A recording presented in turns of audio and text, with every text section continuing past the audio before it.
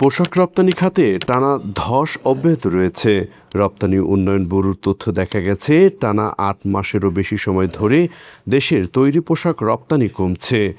শীর্ষ ১০ রপ্তানি বাজারের মধ্যে যুক্তরাষ্ট্র, জার্মানি, যুক্তরাজ্য, France, Italy, Canada, Japan, Netherlands ও ডেনমার্ক এই ৯টি দেশই রপ্তানি কমেছে।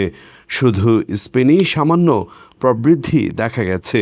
জুলাই থেকে মার্চ ২০২৫-২৬ অর্থ বছরে পোশাক খাতে রপ্তানি আয় দিয়েছে $২৮.৫৮ বিলিয়ন, যা আগের বছরের একই সময়ের তুলনায় ৫.৫১% কম। উভয় খাতেই কমেছে রপ্তানি আয়। বিশ্লেষণে দেখা যায়, যুক্তরাষ্ট্রে রপ্তানি কমেছে ২.৫৪%, জার্মানিতে প্রায় ১৪% এবং ফ্রান্সে ১২.২৬%।